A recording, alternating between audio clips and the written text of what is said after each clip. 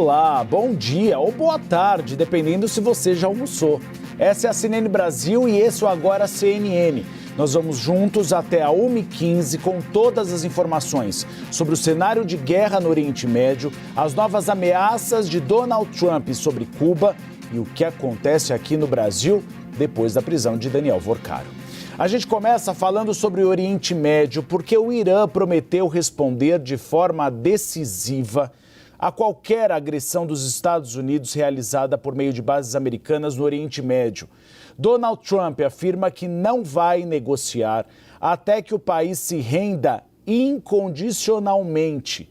Priscila Yazbek, seja bem-vinda ao Agora CNN. O Irã não é a Venezuela. Como você explicou agora há pouco, eu achei interessantíssima essa explicação sobre o grau de morte que existe nos países. Um americano morto causa comoção nos Estados Unidos. Um iraniano morto, nem tanto, porque infelizmente eles já estão acostumados a um regime ditatorial sanguinário e envolvidos em várias guerras. E o Irã não pretende se render incondicionalmente. Ele deve continuar o conflito. Exatamente, Uribe. Para dar o crédito correto, quem fez essa análise foi nosso analista, o Lorival Santana, que ele fala sobre essa escala de tolerância à dor, né? Que os Estados Unidos teriam uma escala de tolerância à dor muito menor, não toleram mortes de americanos, não querem enviar tropas em solo, mas, por outro lado, o regime iraniano já mostrou que não está muito preocupado com a sua população. Vídeo que aconteceu nos protestos de dezembro, de janeiro, a grande preocupação do regime iraniano é se manter no poder e também isso fica muito claro nessa guerra, então, com o regime iraniano também mostrando essa tolerância à dor e de aceitar, arrastar essa guerra e esse conflito, mesmo que isso signifique perdas de vidas de iranianos. Agora, trazendo, Uribe, essas atualizações do que aconteceu na manhã desse sábado, de uma forma mais cronológica. Então, num discurso que foi televisionado na mídia estatal iraniana, o presidente iraniano, Masoud Pezeshkian,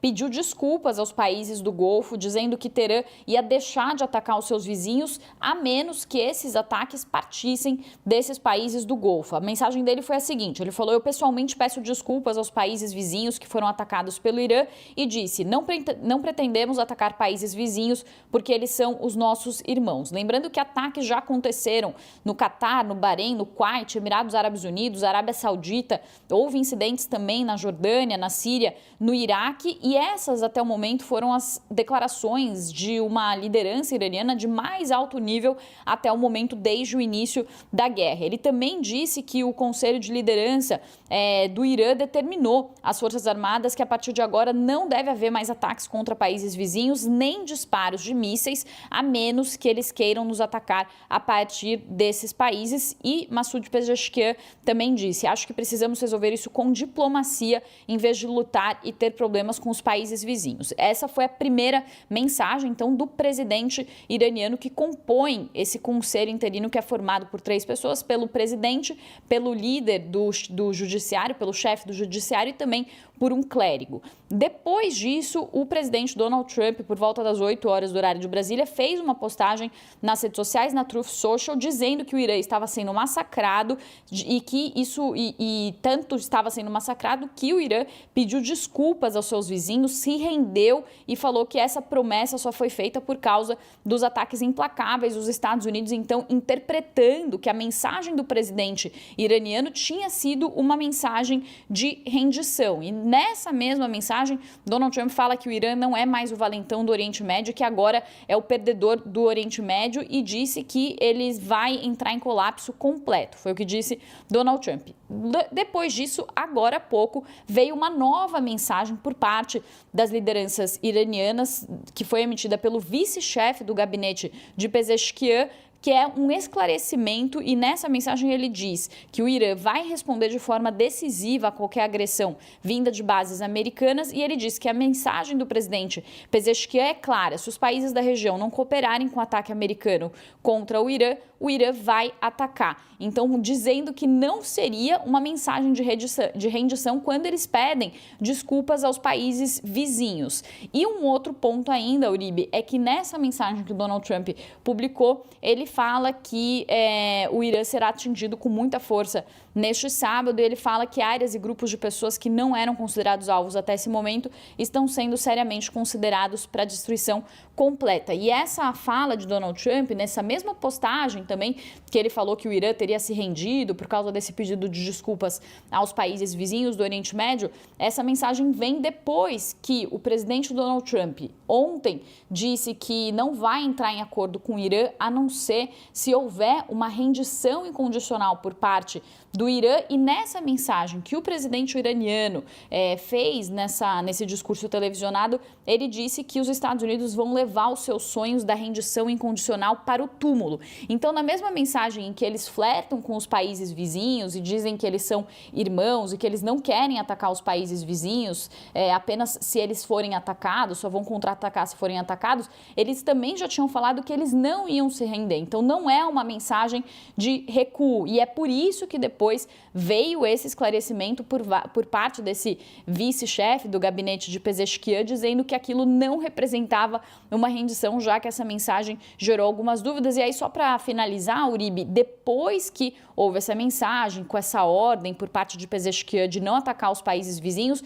já houve alertas de ataque no Catar, no Bahrein e também esse drone que teria atingido o aeroporto de Dubai. Então, há indícios de que talvez exista uma divisão dentro da liderança iraniana entre esse conselho interino, que Pezeshkian é um desses 3 membros, e a Guarda Revolucionária Iraniana e as forças de segurança do Irã, já que logo após essa mensagem houve talvez esses possíveis ataques que aconteceram aos países vizinhos, e houve também uma mensagem que foi emitida por alguns clérigos sêniores que falam que uma nova liderança no Irã precisa ser definida rapidamente para lidar com esses ataques feitos pelos Estados Unidos e Israel, em mais uma demonstração de que talvez haja um racha nessa liderança iraniana nesse momento. Uribe. A gente vai mostrar daqui a pouquinho as imagens do aeroporto de Dubai. A gente não sabe exatamente se foi um drone que caiu, que teve, enfim, um efeito exitoso, ou se ele foi abatido pela bateria antimísseis dos Emirados Árabes. Mas esse ponto é muito interessante, Priscila, e analistas internacionais também apontam essa divisão. Quando demorou-se muito para eleger um novo ayatollah, você tem várias forças contrárias, e quando você tem que explicar um posicionamento público, é porque não está bem, é porque ele não foi discutido com todas as partes. E essa é a impressão hoje da comunidade internacional. E atrás de tudo isso é preciso entender que o Irã não é mais como era antes. O Irã antes tinha uma capacidade bélica imensa, que fornecia esses equipamentos bélicos para movimentos fundamentalistas. Houthis, Hezbollah, Hamas, isso não está acontecendo mais. A gente vê que há um cansaço também do Irã em relação ao arsenal dele. Então pode ser que esse recuo seja apontado como uma tentativa do Irã de chegar a uma pacificação, porque tem visto que não tem mais o potencial bélico que tinha desde o início desse conflito. Priscila Asbeck, obrigado, minha amiga. Espaço aberto sempre para você com novas informações. A gente vai olhar para o Oriente Médio, mas com o nosso super time da CNN Internacional. O repórter Tom Foreman, da CNN, comentou essas especificidades de um drone americano que teve como base a tecnologia de um iraniano. Nada se cria, tudo se copia. Vamos ver. This Lucas drone, which is the U.S. copy of this. This is life-size, about 10 feet long, 8-foot wingspan. It has a propeller drive back there, so it doesn't have the big heat signature of a rocket engine. It weighs about 180 pounds, and it carries about a 40-pound explosive head up here. And you are correct. This is a clone of the Iranian Shahed 136 kamikaze drone, which the Iranians have been working on for years. U.S. forces got a hold of one of these, took it to U.S. engineers and said, make us one, but make it better. And that's why we now have very similar drones, cousin drones, fighting each other in this combat. Why do the Iranians, like the Shahed so much? They like the Shahed because, unlike those big missiles the senator was talking about a while ago, you do not have to fire this from a big launching system, which sits out there just inviting to be attacked. It can be moved out quickly, fired from the back of a truck, from a field, from a boat, from almost anywhere, because they don't even weigh that much. Another reason they like them is because you don't need a giant missile production facility which can be tracked and destroyed.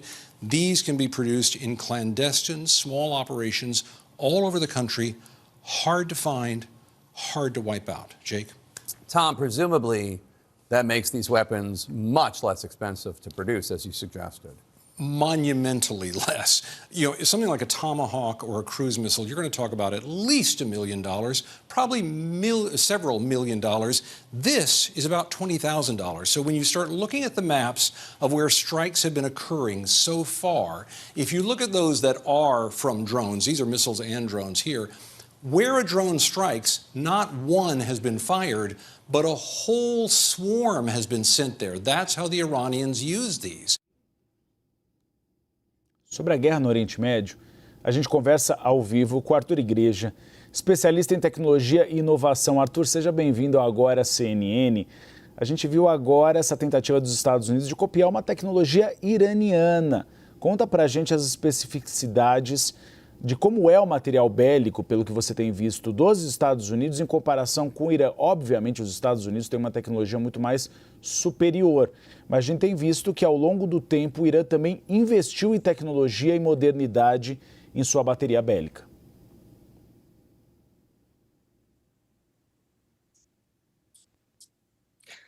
Boa tarde, Uribe. Boa tarde a todos que nos acompanham. A comparação aqui é o seguinte: o Irã ainda usa tecnologia de forma mais bruta, né? Então são mísseis mais tradicionais. Eu diria que é a forma como as guerras aconteceram na década de 90, início dos anos 2000, e os Estados Unidos estão usando tecnologia de vanguarda. Então tem uma simetria aí bastante grande.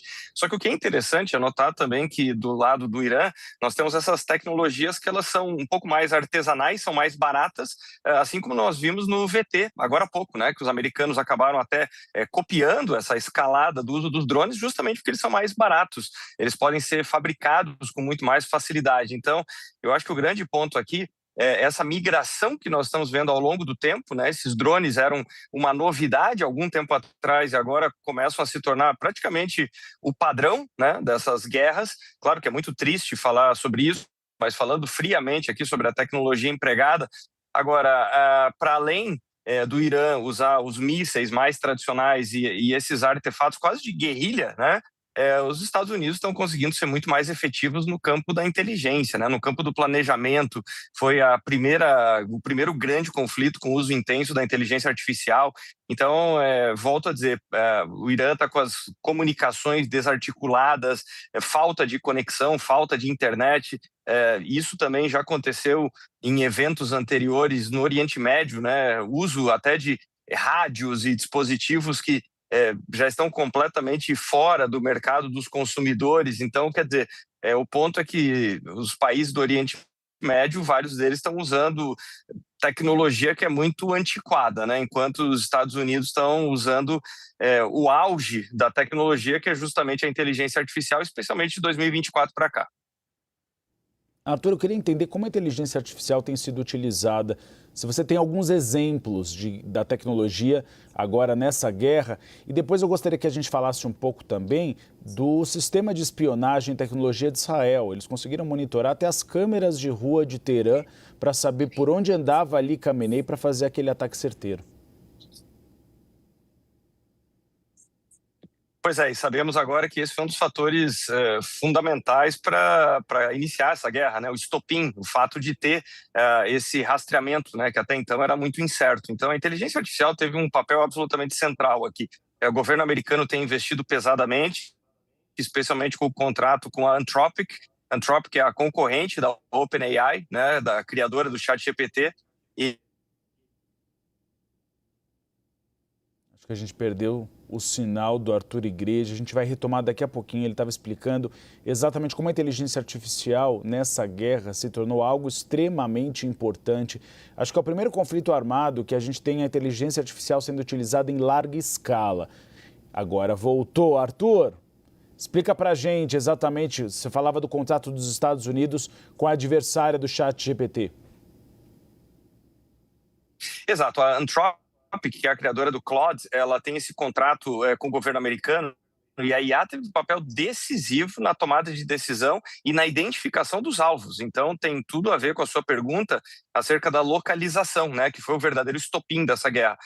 O que acontece é que o processamento das imagens, das informações de inteligência, dos relatórios, dos vazamentos, das informações que vêm através dos informantes, e também nós não podemos tirar dessa equação a chamada cyberguerra, né, que já é uma dimensão muito importante das guerras há muito tempo. Então, conseguir invadir sistemas dos inimigos, conseguir tirar sistemas do ar, isso aconteceu principalmente na invasão da Ucrânia, né? Então, nós tivemos ali um pico desses cyberataques nos dias que antecederam o próprio conflito, e o mesmo acontece aqui agora.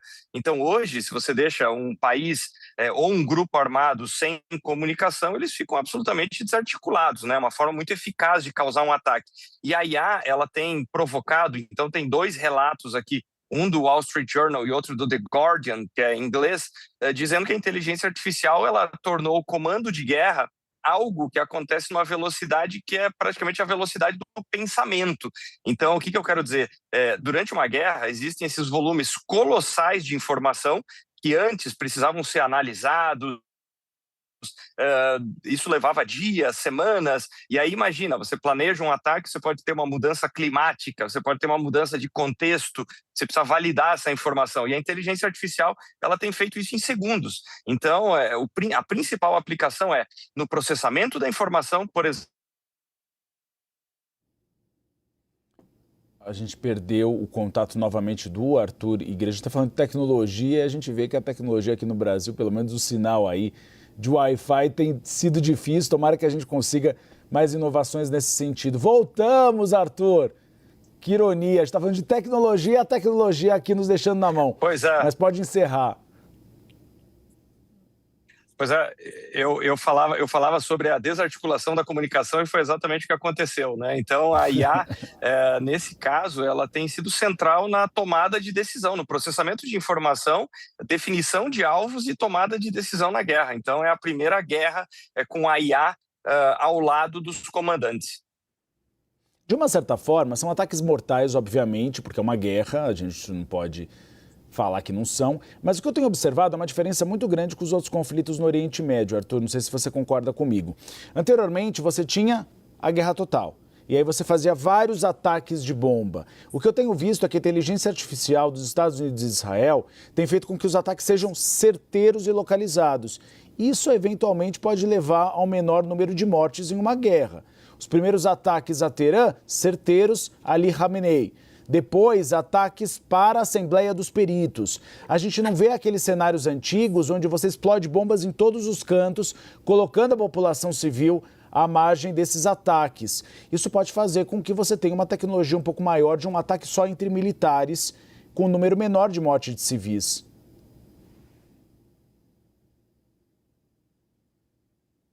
Concordo integralmente. Então, é uma analogia ao que nós vimos lá no final dos anos 80, anos 90. Na reportagem, nós víamos essa diferença, por exemplo, com os Tomahawks, com esses mísseis de alta precisão. Então, é algo que realmente mudou muito. E agora, com os drones, com essa identificação por imagens, de fato, nós estamos vendo essa guerra de ultra precisão, né? Então, agora, de outro lado, é justamente aqui que entra a crítica do CEO da Anthropic, do porquê não ter armas autônomas, porque a IA, ela comete erros. Então, hoje, nós ainda temos o ser humano como salvaguarda, como a última instância de tomada de decisão, e o que o Pentágono queria com a inteligência artificial é avançar, inclusive, no automatismo dessa decisão. E aí que a Anthropic fala que isso poderia ser muito perigoso, porque imagine se a IA cometer um erro entre um alvo militar e um alvo civil, poderia ser a inversão do que nós estamos falando aqui, né? Mas você tem total razão. E não é só no número de fatalidades de civis e o número de baixas militares, né? Quer dizer, os drones, eles estão, em alguma medida, substituindo não só mísseis, mas também caças. Nós não estamos vendo. Daqui a pouquinho a gente volta com o Arthur. Ele estava só encerrando a resposta dele. A gente estava conversando com o Arthur Igreja, especialista em tecnologia e inovação. A gente vai mudar um pouquinho de assunto. Daqui a pouco a gente volta com o Arthur Igreja explicando para a gente a diferença dessa guerra. Antes nós tínhamos uma guerra de destruição total. Agora a inteligência artificial permite alguns ataques um pouco mais específicos e localizados graças à inteligência artificial. Mas aí vem a crítica. A gente está deixando as máquinas tomarem conta desse processo. Será que as máquinas podem errar no futuro e ter uma guerra total contra os humanos, são aquelas teorias da conspiração de filmes futuristas, mas sempre é uma preocupação dos especialistas. Vamos com notícias direto agora do Oriente Médio com a CNN Internacional.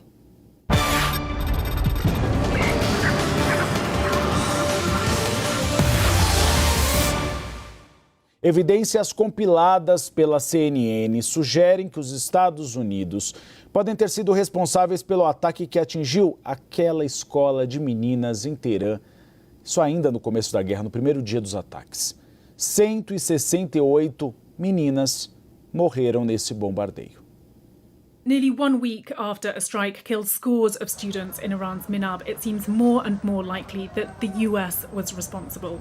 A new satellite image shows an Iranian Revolutionary Guards base and an elementary school in southern Iran. Here you see craters in several of the buildings, including the school. They were hit in their exact centres, suggesting precision strikes, experts say. A wall separates the school and the base. Satellite images from December show dozens of people in what appears to be a handball court at the school.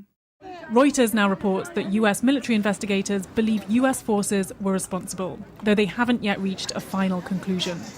It paints a picture of multiple simultaneous or near simultaneous strikes, and it looks like these were delivered with explosive munitions, probably air delivered. I think the most likely scenario in this case is that it's a US or Israeli airstrike gone awry. It's probably a targeting failure somewhere in the targeting cycle, an intelligence failure. The Israeli military say they weren't operating in the area. To date, we've hit over 2,000 targets. American military officials say they carried out extensive strikes in this area. They've released this map, which shows strikes in southern Iran. The base and the school in Minab are located here. We, of course, never target civilian targets, but we're taking a look and investigating that. The damage we've seen to the building is quite significant, and it's unlikely it was something like an air defense missile fired by the Iranians, for example. When we try to assess who is responsible for airstrikes, we typically try to examine the weaponry fragments left behind. But in this instance, there's an internet blackout in Iran. It's been really difficult to obtain that. And so this investigation is still not conclusive.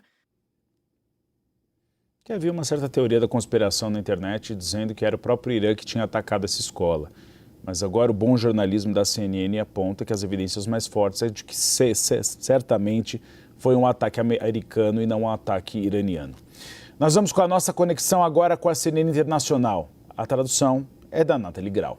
Arabia and Nick, it goes without saying, no one really views President Pezeshkian. Não é preciso dizer que ninguém realmente enxerga o presidente Pezeshkian como tendo autoridade para tomar decisões no país, especialmente nessa última semana. E isso é confirmado porque apenas momentos após a sua declaração, naquele vídeo pré-gravado dizendo que os ataques nos países vizinhos iriam parar, bem, eles continuaram momentos depois. Exato. Alguns dos maiores ataques naquele campo de petróleo que você mencionou, mais de 20 drones interceptados, talvez o maior número reconhecido publicamente pelo Ministério da Defesa. Houve outros ataques na Arábia Saudita, provavelmente na base aérea, mirando a base aérea do Príncipe Sultan, 3 mísseis balísticos interceptados lá. Mas isso demonstra as questões aqui de quem vai emergir nesse papel de liderança no Irã e que comando e controle terá sobre os militares e os aliados na região. Acho que ninguém colocaria o presidente Pezeshkian como no topo de uma lista de pessoas com poder dentro do Irã que ditarão o futuro, considerando a oposição linha dura da Guarda Revolucionária, a posição dos militares, considerando que as armas estão em suas mãos e na de seus aliados com quem tem relacionamento. Temos ouvido relatos de possivelmente algum tipo de ataque ou explosões no Bahrein. Não pudemos confirmar ainda, estamos verificando com nossas fontes. Mas se isso acontecesse, isso seria um tapa na cara do que o presidente Pezeshkian falou hoje. Exatamente, Nick Robertson, por favor, cuide-se. Bem, a escalada da retórica acontece quando o presidente Trump homenageia os 6 membros do serviço militar mortos no Kuwait.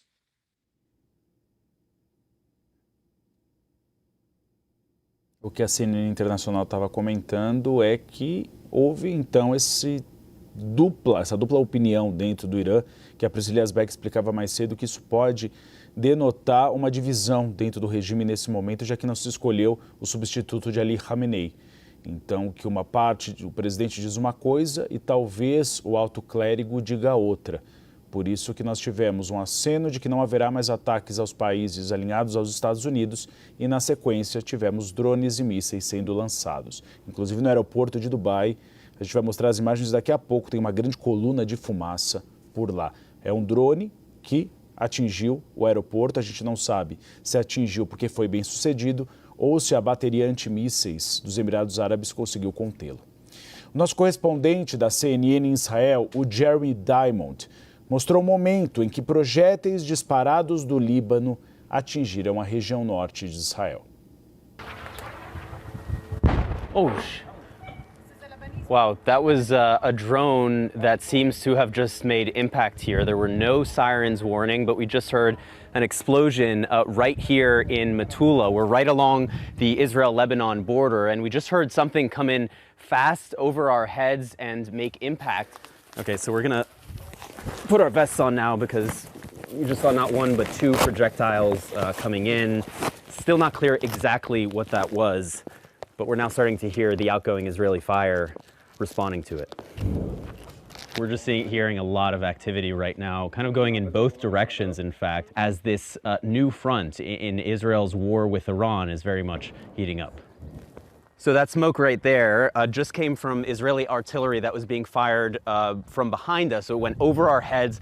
We then saw it make impact there, and you can see the smoke that's still coming up from the target location. And now, okay. He's so used to it. And that was hitting the same spot. Yeah, getting very active here now.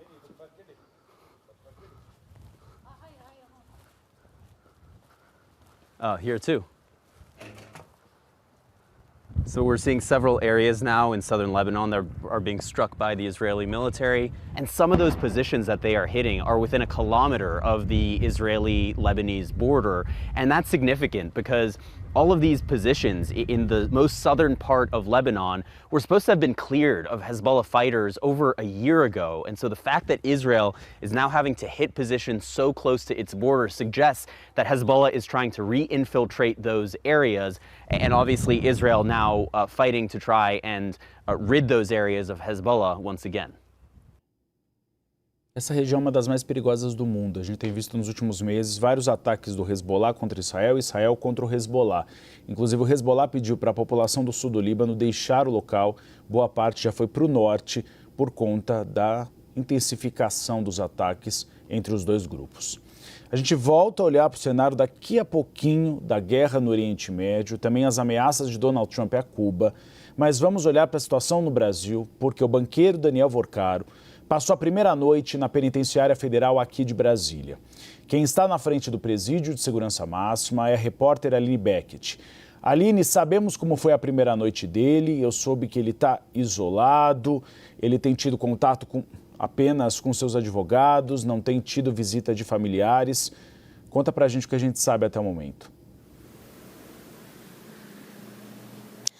Oi, Uribe, boa tarde a você e a você que nos acompanha na CNN nesta tarde de sábado. Bom, Uribe, nós estamos a todo momento em contato com a defesa de Daniel Vorcaro, essa transferência que aconteceu ontem, né? Agora fica tudo a cargo do Supremo Tribunal Federal, todos os pedidos, solicitações por parte da defesa vai depender também das decisões do ministro André Mendonça. Mas fato é que Daniel Vorcaro passou, então, a sua primeira noite na prisão de segurança máxima aqui na capital federal, uma das 5 que são distribuídas em todo o país para presos de alta periculosidade. Narrando um pouquinho o que aconteceu ontem em relação a essa operação de transferência, aconteceu tudo no interior de São Paulo, começando lá.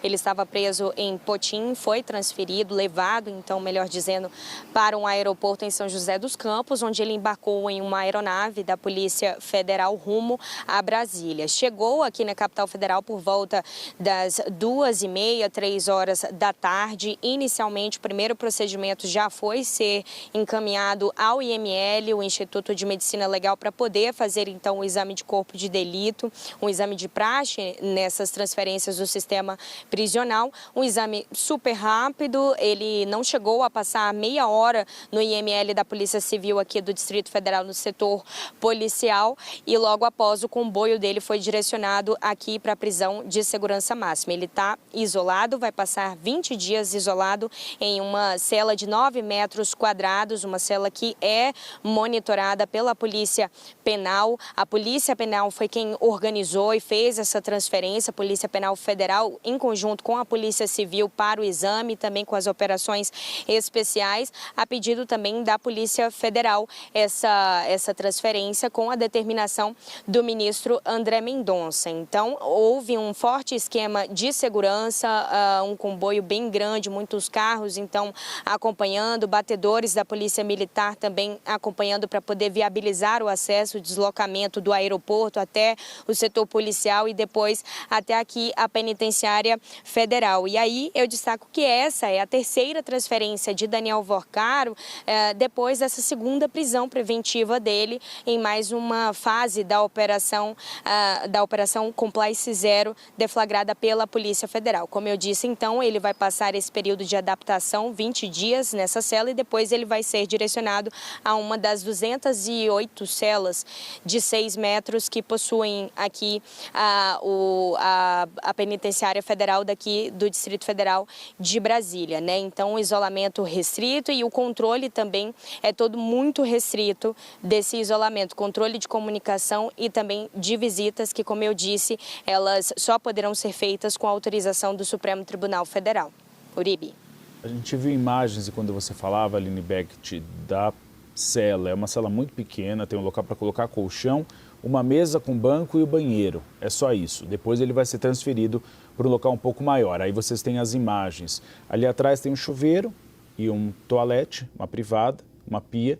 Aí, onde vocês veem à direita, é o local onde coloca-se o colchão em cima para dormir. E aqui, como se fosse uma mesinha com banco, para ele comer, enfim, fazer as refeições. É um ambiente muito pequeno. O Daniel Vorcaro ele foi transferido por 2 motivos. Primeiro, porque ele estava numa penitenciária estadual em São Paulo e houve uma avaliação do sistema penitenciário de São Paulo de que ele podia correr risco de morte. Além disso, instável dentro do presídio. Chega um preso famoso, os outros presos costumam ficar instáveis e pode ter episódios de violência. Então preferiram transferi-lo. Segundo, pela morte do seu principal braço direito, que estava sob custódia da Polícia Federal, o Luiz Felipe Mourão, o sicário, e ele se suicidou com uma camiseta, se enforcando. A morte cerebral foi confirmada hoje pela defesa dele. Então quiseram mantê-lo em um ambiente um pouco mais controlado. Falando da penitenciária de Brasília, é um dos 5 presídios federais de segurança máxima do país. Os repórteres Eli Jonas Maia e Rodrigo Mendonça conheceram essa estrutura em 2024. A unidade foi inaugurada em 2018 e fica ao lado do complexo penitenciário da Papuda. São 12 mil metros quadrados de área construída com monitoramento 24 horas pelos agentes penitenciários, além de circuito de câmeras que captam imagens e som. Tanto é que quando Daniel Vorcaro conversa com os seus advogados, e deve conversar nos próximos dias, tudo no parlatório é gravado. Não existe a possibilidade de uma conversa entre o condenado e o advogado sem que a Polícia Federal tenha acesso a ela. O local isola os líderes de organizações criminosas, réus colaboradores presos ou delatores premiados que correm risco de morte no sistema prisional dos estados. A quebra do sigilo de Daniel Vorcaro revelou uma organização de uma viagem luxuosa do empresário quando ele foi para Taormina, que é um destino paradisíaco na Sicília, na Itália. O local foi escolhido para receber eventos com shows de Coldplay, David Guetta e até Andrea Bocelli. Tudo bancado pelo dono do Banco Master, ou sem meias palavras, pelo FGC, o Fundo Garantidor de Crédito, dinheiro de todas as instituições bancárias do país. Esse evento custou ao menos 38 milhões de dólares. que corresponde a valores atuais a cerca de 198 milhões de reais. As trocas de e-mails entre Vorcaro e a agência responsável pela organização mostram uma relação de gastos para o evento, marcado para setembro de 2023. Entre as despesas estão, por exemplo, aluguel completo de hotéis, contratação de artistas e reservas de locais históricos para passeio dos convidados.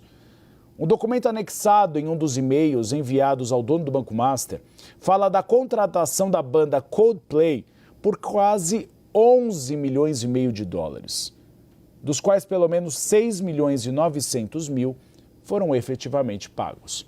A prestação de contas também destaca a contratação do show de Michael Bublé, dos maiores cantores do mundo canadense, por 2 milhões de dólares, e também do DJ David Guetta, por 938 mil. O cachê do tenor Andrea Bocelli chegou a 982 mil dólares. Era uma farra, minha gente. Além dos artistas, ao menos 3 hotéis foram completamente reservados por Daniel Vorcaro. Uma das hospedagens custou 1 milhão e 900 mil dólares. Nas despesas constam ainda a reserva de um teatro e apenas de um castelo. Ainda não há detalhes sobre como as atrações foram distribuídas ao longo dos 4 dias de programação, nem quem eram os convidados do evento. Tudo dinheiro do FGC. E no depoimento à Polícia Federal ele diz: não era ilegal.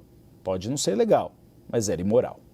O ministro do Supremo Tribunal Federal, Alexandre de Moraes, negou em nota na noite de ontem ter recebido mensagens do banqueiro Daniel Vorcaro no dia em que o empresário foi preso, em novembro do ano passado.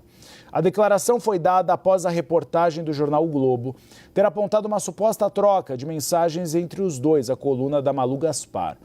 A Secretaria de Comunicação do Supremo Tribunal Federal disse por nota que a corte afirmou que uma análise técnica dos dados telemáticos do celular de Vorcaro não identificou mensagens associadas ao contato do ministro.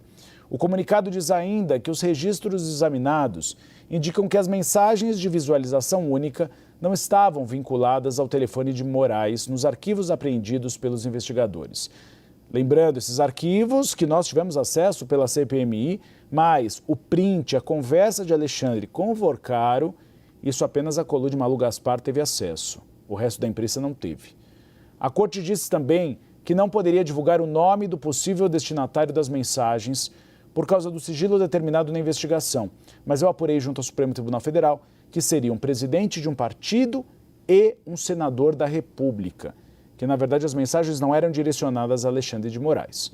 Após a divulgação do Supremo Tribunal Federal, o Globo reafirmou as informações publicadas pela colunista. De acordo com o jornal, as mensagens atribuídas a Vorcaro e a Moraes foram retiradas do celular do dono do Banco Master por meio de análise técnica realizada pela Polícia Federal. Disse ainda a publicação que o número associado ao ministro foi ocultado nas imagens publicadas para proteger os dados pessoais dele. Mas completou que a informação foi verificada com fontes que acompanham a investigação. E a defesa de Luiz Felipe Machado de Mourão, sicário, confirmou a morte dele na noite de sexta-feira. As informações estão no site da CNN Brasil. Cúmplice do dono do Banco Master, braço direito, até mesmo naqueles processos de ameaças a jornalistas e alvo também da Polícia Federal, o apelidado sicário estava internado no Hospital João 23, em Belo Horizonte, desde quarta-feira, quando ele tentou se suicidar. Ele estava sob custódia da polícia.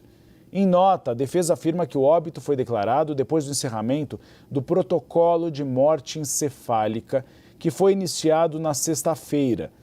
Sicário aparece nas investigações da Polícia Federal como coordenador das atividades voltadas à obtenção de informações sigilosas, monitoramento de desafetos de Daniel Vorcaro, além, claro, de ameaças a desafetos também ou adversários do banqueiro.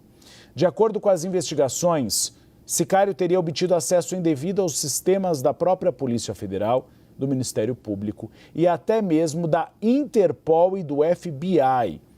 Isso para conseguir dados que favorecessem o dono do Banco Master. Nós vamos para um rápido intervalo no Agora CNN e na sequência eu volto com novas atualizações sobre a guerra no Oriente Médio. Lideranças religiosas exigem a escolha rápida de um novo líder supremo no Irã, enquanto Donald Trump ameaça ampliar os ataques caso o escolhido não seja simpático aos Estados Unidos. Vamos falar também sobre Daniel Vorcar, o presidente da CPMI do INSS, promete ir ao Supremo Tribunal Federal para ouvir o dono do Banco Master na comissão parlamentar. Voltamos já com novas informações.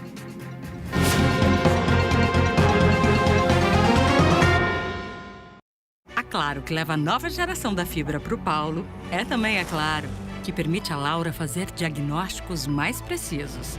A Claro, que leva o 5G mais rápido do Brasil para a Ana, também ajuda o Mauro a gerenciar sua empresa. A Claro, que faz o Gabriel ter muito mais conteúdos, está ao lado da Larissa quando ela precisa. A Claro faz coisas que você nem imagina. Em 2026, vai continuar trazendo novo, de novo, para você e para sua empresa. Infraestrutura é o ponto de convergência entre Estado, capital e planejamento. E é nesse cruzamento que se define produtividade, competitividade e crescimento. Está no porto, escoa a riqueza, na energia que move a produção, no minério que define a geopolítica, nas estradas que ligam o campo ao porto. A CNN apresenta sua plataforma de infraestrutura. Uma cobertura intensa dedicada ao setor, com entrevistas exclusivas, análises estratégicas, programas próprios e boletins diários. Análises que revelam o impacto econômico, político e estratégico. Um ecossistema integrado que conecta tudo o que move o setor onde você estiver. CNN Infra, informação estratégica para quem move o país. Em todas as telas, a partir do dia 16. Já começaram as ofertas do Dia do Consumidor Shopee. Garanta agora sua Smart TV LG em até 12 vezes sem juros. Encontre eletrônicos, eletrodomésticos e milhões de produtos com frete grátis. Participe da promoção 1 ano de Shopee grátis. Resgate bilhetes da sorte no app e concorra a R$30 mil em compras. E compre de tudo com 18 milhões de reais em cupons de desconto. 15/3, Dia do Consumidor. Na Shopee compensa mais. Shopee.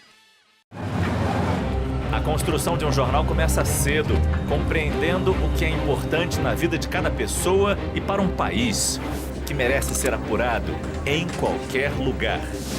Mobilidade aqui na Expo Dubai. Corpo da Rainha Elizabeth. Estar onde o fato acontece significa responsabilidade com a notícia e respeito com quem nos assiste. CNN Prime Time, todo dia, 8 da noite. CNN Prime Time. Apoio. JBS. A gente alimenta um futuro melhor. Se eu te falar que eu tô no deserto, você acredita? Pois é, esse é o deserto do Atacama. Uma terra de extremos. Vulcões, cactos, geysers, horizonte a perder de vista. Estamos a mais de 4.000 metros de altitude. E eu te convido a fazer esse passeio incrível comigo, porque esse lugar você vai amar. CNN Viagem e Gastronomia comigo, Daniela Filomeno. Hoje, 10 horas da noite.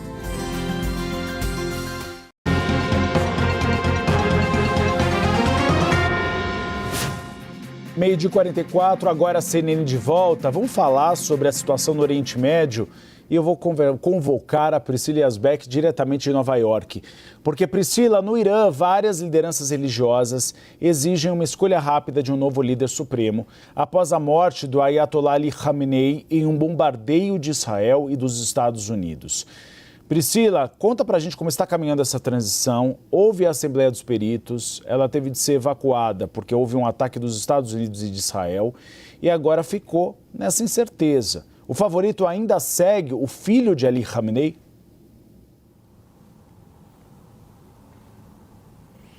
Pois é, Uribe, ainda segue, mas ainda uma indefinição e um pedido, então, para que o Irã defina logo esse novo líder que vai suceder o Ayatollah Ali Khamenei, um pedido feito por clérigos sêniores que dizem que isso é necessário para que o Irã oriente a sua defesa contra Israel e os Estados Unidos. Então, segundo esses clérigos, esses apelos sugerem, claro, que pode haver algum tipo de divisão nesse establishment religioso que existe no Irã nesse momento em relação a esse conselho interino formado por 3 membros e que é formado conforme a Constituição iraniana enquanto não se define esse novo líder supremo. Lembrando que o Ayatollah Ali Khamenei morreu no último sábado durante os ataques feitos pelos Estados Unidos e Israel, ele que governou o país durante 37 anos e desde a sua morte esse conselho de liderança formado por 3 pessoas passou a governar o país. Esse conselho é formado pelo presidente do Irã, o Masoud Pezeshkian, que é considerado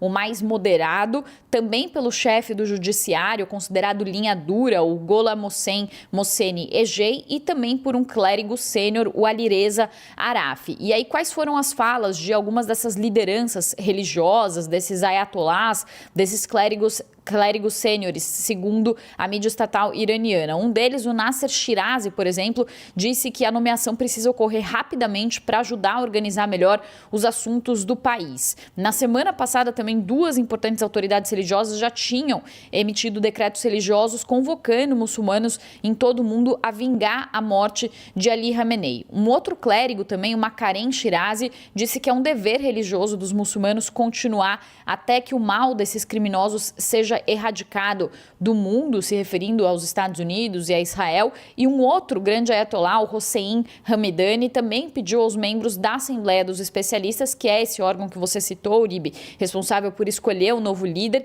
que acelerem o processo de escolha do sucessor de Khamenei.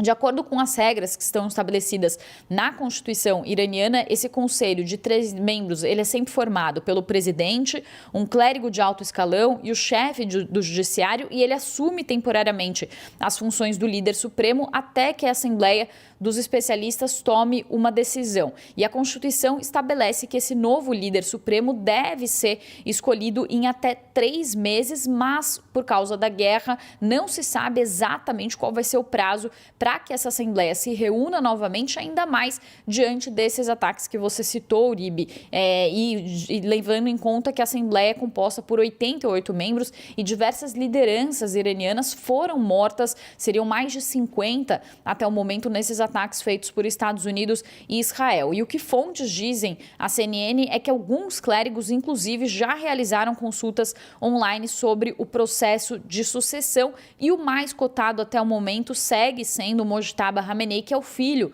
do líder que foi morto, do Ali Khamenei. Donald Trump também falou sobre essa sucessão no Irã. Ele disse que quer estar envolvido na escolha. Em uma entrevista ao site de política Axios, ele também repetiu isso em outras mensagens, em outros momentos, e quando ele conversou com o site Axios, ele disse que o Mojtaba Khamenei, o filho de Ali Khamenei, era uma escolha inaceitável do seu ponto de vista. Também numa outra entrevista que foi concedida à âncora da CNN, a Dana Bash, Donald Trump foi questionado sobre se ele aceitaria um líder religioso, e ele disse que não vê problema e que estaria aberto a um líder religioso indicado no Irã, e ele foi questionado se o líder deveria ser um líder democrático, e ele respondeu que esse líder precisa tratar bem os Estados Unidos. A gente perdeu o sinal da Priscila, a gente vai tentar reconectar nesse momento. Ela está em Nova York contando sobre a sucessão nesse momento e as divisões dentro do governo iraniano. Mas antes a gente conta sobre um ataque de Israel. Israel disse que destruiu um bunker subterrâneo que era usado por Ali Khamenei, o líder supremo iraniano, que foi morto no último final de semana.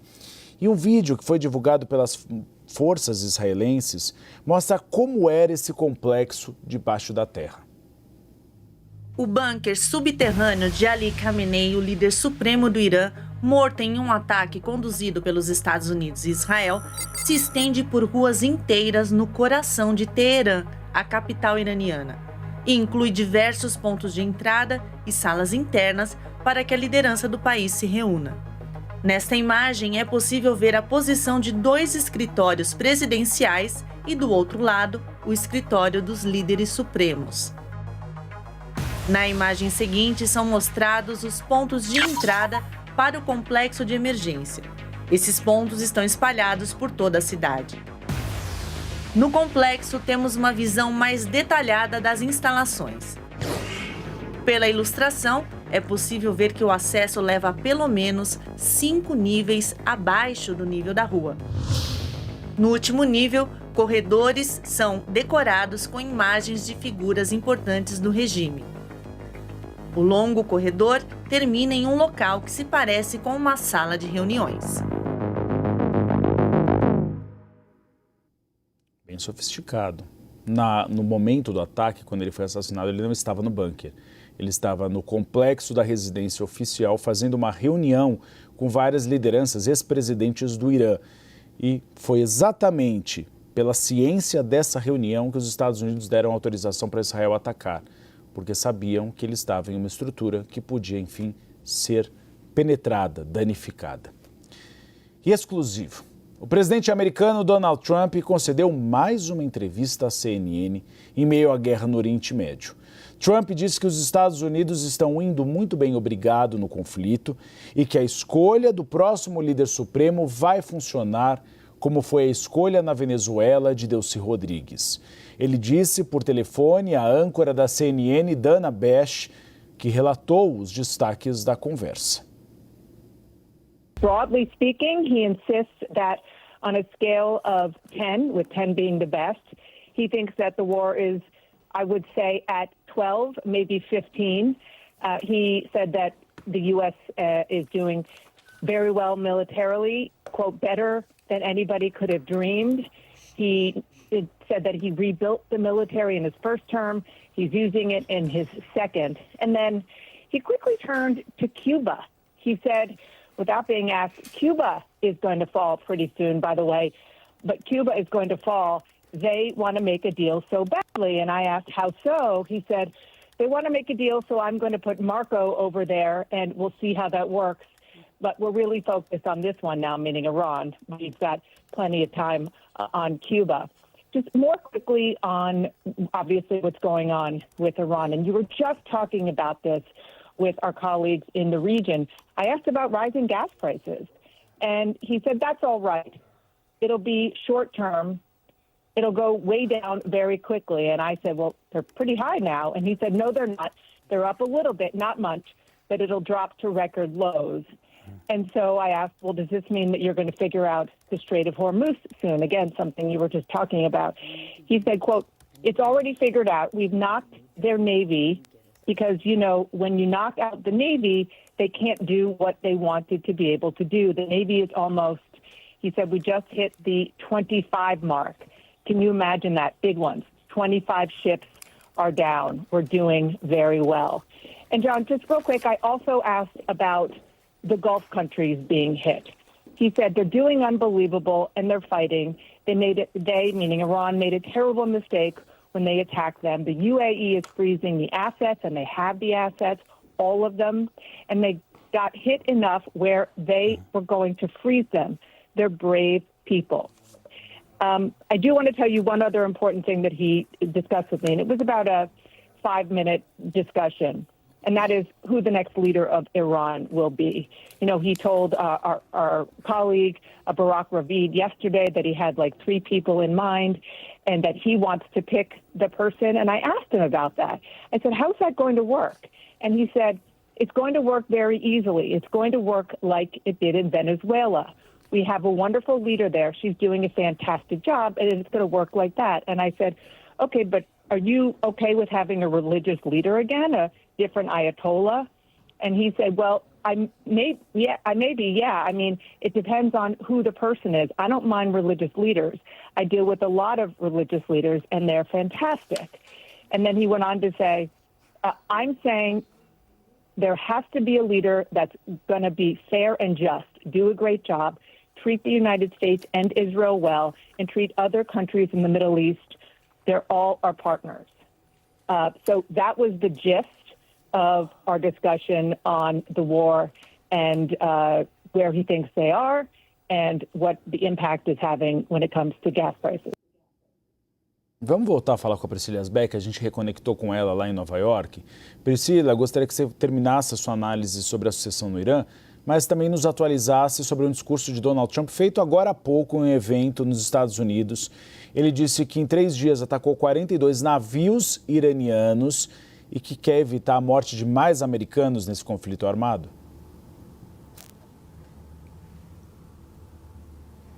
Exatamente, Uribe. Então, Donald Trump atualizando aí esses números sobre a guerra e também dizendo nesse evento que ele participa da cúpula dos escudos das Américas, na Flórida, que essa é uma situação muito triste de receber os corpos de soldados, de oficiais americanos que estão sendo transferidos de volta para os Estados Unidos, e ele disse que deve e que deseja que essas mortes sejam reduzidas ao mínimo possível durante essas operações contra o Irã, e ele diz que vai pedir isso ao secretário de Defesa, o Pete Hegseth. Ele falou que depois dessa cúpula que ele participa na Flórida, ele está indo para Dover, ele vai participar desse serviço, dessa homenagem a esses 6 oficiais americanos que foram mortos durante um ataque que aconteceu a uma instalação portuária no Kuwait, que inclusive foi um ataque feito pelos drones Shahed, que vêm sendo tanto falados durante essa guerra e que têm sido cruciais para as forças iranianas fazerem os seus ataques, inclusive com relatos de que não houve uma previsão, um aviso de que esse drone estava se dirigindo a essa instalação no Kuwait. Os corpos desses soldados estão sendo trazidos para os Estados Unidos e Donald Trump vai participar então desse serviço, e ele disse que essa é uma situação muito triste, receber as famílias de heróis que estão voltando para casa do Irã e que estão voltando de uma maneira diferente daquelas que eles tinham imaginado, mas ele falou que eles são grandes heróis do país e nós vamos manter eles e a memória deles dessa forma. Ele falou que quando se trata de guerra isso sempre acontece, mas vamos tentar manter isso no mínimo possível, acho eu, e aí falou e se referiu a Pete Hegseth, o secretário de Defesa dos Estados Unidos. Ele também disse que a ação militar dos Estados Unidos vai ser no Irã, vai ser um serviço que eles estão prestando não apenas ao Oriente Médio, mas ao mundo, e ele falou que essas pessoas eram doentes, muito doentes, se referindo aos iranianos. E, Uribe, há uma discussão grande aqui nos Estados Unidos, porque Donald Trump não falou tanto sobre esses oficiais americanos que morreram ao longo da semana. Inclusive, Pete Hegseth, o secretário de Defesa, chegou a dizer que essa era uma intriga que vinha sendo causada pela imprensa, mas que Donald Trump se sentia muito,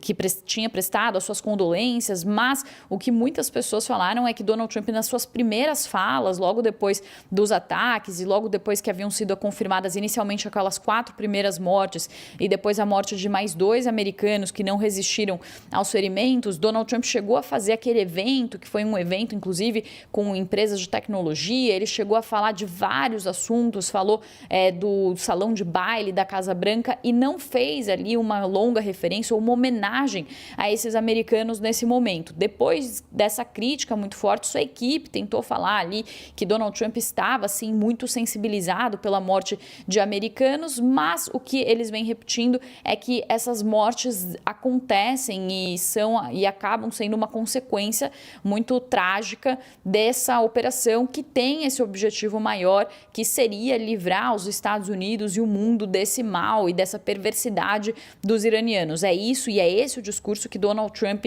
tem repetido e, claro, com uma cobrança muito grande por parte dos americanos que têm traumas de guerras passadas no Afeganistão, também no Iraque. Foram guerras que duraram 10, duraram 20 anos e que deixaram milhares de americanos mortos, ainda mais diante do fato de que Donald Trump se elegeu prometendo que não ia mais perder vidas de americanos em conflitos externos, conflitos prolongados, que não ia mais gastar e despender recursos americanos com esses conflitos externos, e ainda assim Donald Trump se envolve em novos conflitos, especialmente nesse do Irã, que deixa assim sim já 6 oficiais mortos e com uma perspectiva de uma possibilidade, talvez, Uribe, de envio de tropas terrestres. Donald Trump já falou que não vai aceitar nada menos do que uma rendição incondicional, mas não há histórico recente ou histórico, né, de mudanças de regime dessa magnitude, desse tamanho, que tenham acontecido apenas com ataques aéreos e sem o envio de tropas terrestres. Então, esse é um ponto que é muito crucial aqui nos Estados Unidos, a população observar se Donald Trump vai precisar enviar essas tropas e se isso pode significar mais mortes de oficiais americanos nessa operação. Eu volto com você. É uma dificuldade de Donald Trump de reconhecer erro ou de reconhecer fragilidade. Ele não admite.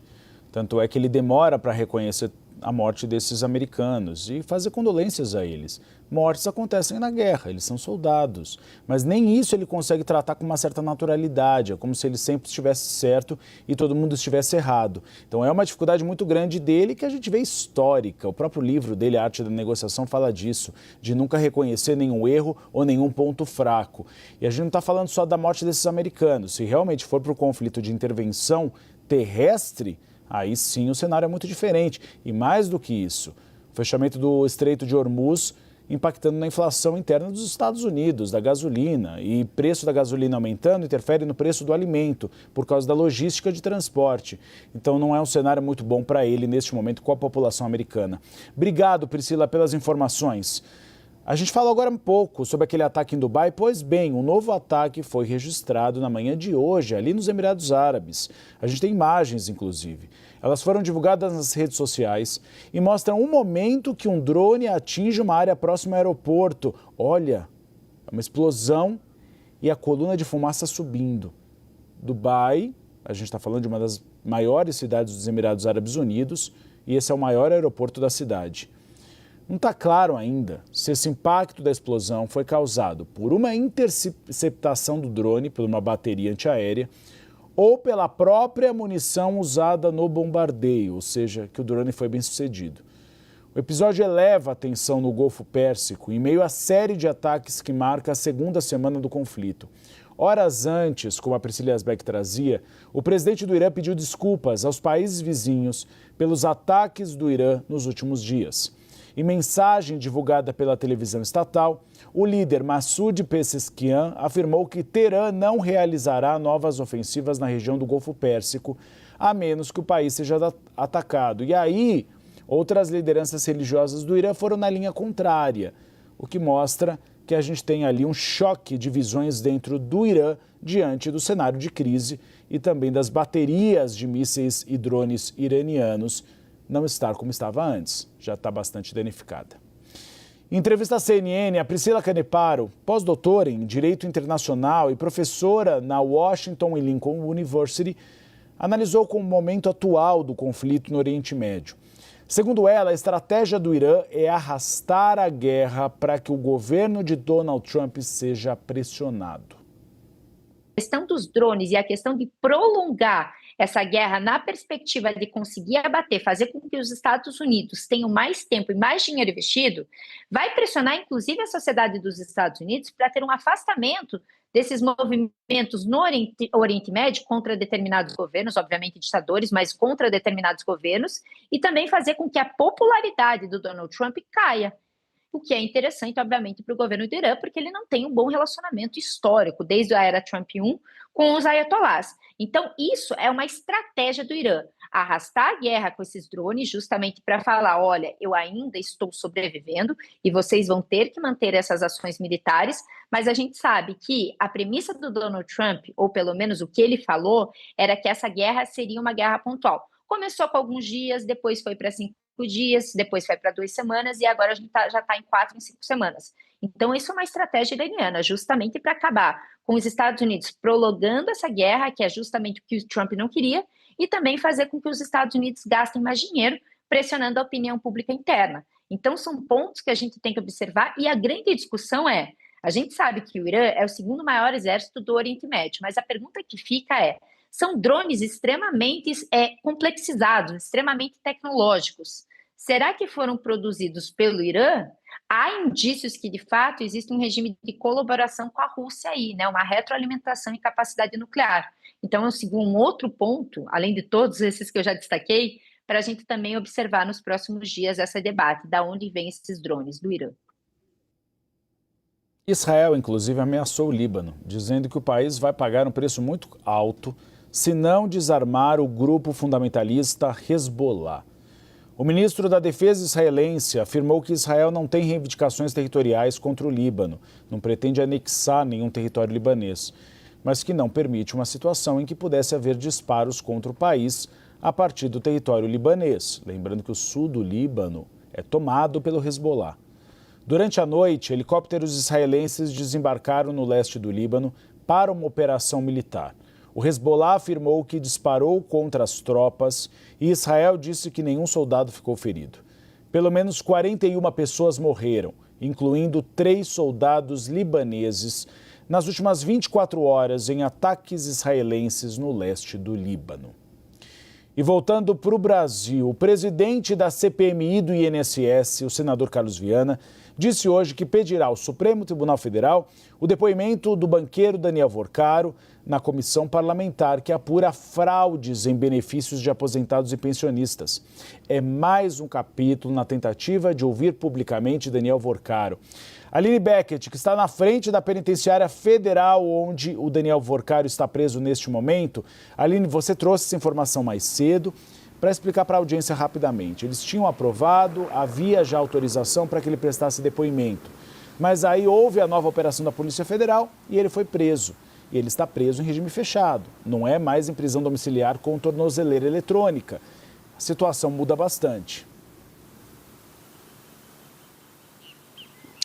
Exatamente, muda bastante, Uribe. Boa tarde novamente a você e a você que nos acompanha a partir de agora na tarde deste sábado, trazendo rapidamente, Uribe, uma atualização da defesa de Daniel Vorcaro a respeito, então, dessa investigação envolvendo o Banco Master. E segundo o nosso analista, a apuração do nosso analista Pedro Venceslau, a defesa do banqueiro afirmou que a divulgação pela imprensa das mensagens extraídas do celular de Daniel Vorcaro reforçou o pedido que foi feito ao Supremo Tribunal Federal para que a defesa possa ter o acesso integral aos elementos técnicos da perícia que foi realizada nos aparelhos de Daniel Vorcaro no momento da apreensão. Segundo os advogados, a solicitação busca garantir, então, a preservação da cadeia de custódia das provas digitais e permite que um assistente técnico da defesa faça uma análise independente dos dados, assegurando o contraditório e a ampla defesa. A defesa também demonstrou preocupação com possíveis vazamentos das informações que estariam sob o sigilo judicial e que foram encaminhadas à CPMI do INSS. Agora, voltando a esse assunto da CPMI, o senador Carlos Viana quer rever essa decisão que tornou facultativa a presença de Daniel Vorcaro no depoimento da CPMI do INSS. A gente tinha um depoimento marcado, foi aprovado então na CPMI, ele compareceria também ao GT da Comissão de Assuntos Econômicos, mas, mediante anteriormente a essa vinda, um habeas corpus que foi concedido pelo Supremo Tribunal Federal, foi tornado ali facultativo o comparecimento de Daniel Vorcaro, mas mesmo com ele preso agora em regime fechado, o senador acredita que essa condução ela pode ser feita ao Senado Federal. O senador argumenta que, como Vorcaro já está preso agora em Brasília e há uma autorização para a condução ao Senado Federal em outras comissões, no que ele se refere, então, no caso ao GT da Comissão de Assuntos Econômicos, que prevê o depoimento de Daniel Vorcaro essa semana no Senado Federal. Ele diz que a CPMI do INSS também tem ali interesse ainda em ouvir Daniel Vorcaro. Vorcaro chegou então ontem a Brasília, como eu relatei anteriormente na minha última entrada, saiu do interior de São Paulo, veio até o IML, fez exame e passou essa primeira noite na penitenciária federal aqui em Brasília, mas, portanto, agora a CPMI quer sim o depoimento de Daniel Vorcaro. Uma nova solicitação foi enviada, o senador Carlos Viana disse que vai enviar ainda essa petição essa semana ao ministro André Mendonça, pedindo para rever então esse comparecimento de Daniel Vorcaro à comissão. E ele disse também que vai se reunir com o presidente do Senado Federal, Davi Alcolumbre, na próxima terça-feira para poder discutir a prorrogação do prazo de funcionamento da CPMI. A CPMI recebeu esse montante de documentos. Ele disse que nessas 3 semanas que faltam para encerrar o prazo dos trabalhos da CPMI, que está previsto para o dia 28 deste mês, ele disse que não é o suficiente para poder analisar tudo, principalmente voltado aos empréstimos consignados, e que vai levar então na próxima terça-feira esse pedido ao presidente Davi Alcolumbre, deve se reunir e aí ele vai decidir, então o presidente Davi vai dar ali então o veredito para ele se vai prolongar ou não a CPMI. Seria mais ou menos, segundo ele, mais um prazo de 1 mês. Uribe. Não faria sentido encerrar ainda mais agora, né, que avançou tanto a questão de Daniel Worcaro, que o material que estava em sigilo no Supremo Tribunal Federal chegou na CPMI do INSS, com a possibilidade de investigações, de novas oitivas, encerrá-la neste momento, que eu apurei lá no Senado Federal, é que Davi Alcolumbre deve sim estender o período da CPMI. Obrigado, Aline Beckett, pelas informações. A Aline trouxe a informação do Pedro Venceslau. Vamos esmiuçar agora, porque os advogados de Lulinha, o Fábio Luiz, filho do presidente Luiz Inácio Lula da Silva, e também de Daniel Worcaro, se uniram contra os vazamentos de dados das investigações de seus clientes. É mais uma apuração do Pedro Venceslau. Advogados ligados à Lava Jato em 2014 e os advogados de Fábio Luiz Lula da Silva e de Daniel Worcaro se uniram nas críticas ao que chamam de vazamentos seletivos nas respectivas operações. Eu conversei com Marco Aurélio Carvalho, coordenador do Grupo Prerrogativas, que também é amigo pessoal de Fábio Luiz Lula da Silva, que disse que os vazamentos seletivos lembram os da Lava Jato. Ele faz uma ponderação de que o caso, naquela ocasião, era muito mais grave, mas os vazamentos também são graves hoje. Ele diz ainda que tem a pior das impressões sobre Daniel Worcaro, mas que a exposição midiática desnecessária da privacidade dele leva à espetacularização da justiça penal, disse Marco Aurélio Carvalho. Conversei também com o advogado constitucionalista, doutor pela PUC de São Paulo, Pedro Serrano, que também atuou durante o processo da Lava Jato. Ele diz que os vazamentos são uma tragédia e que os diálogos com falas íntimas não têm o menor interesse público.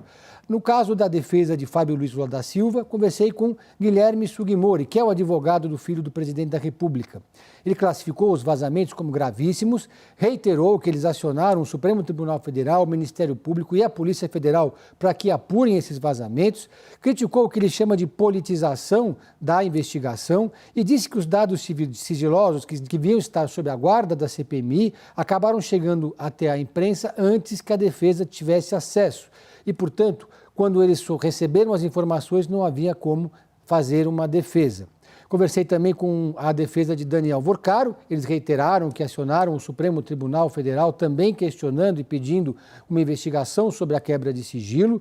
Disseram ainda que a exposição das vida íntima, quer dizer, a revelação das conversas de Daniel Worcaro expõe terceiros que não têm absolutamente nenhuma ligação com os dados investigados.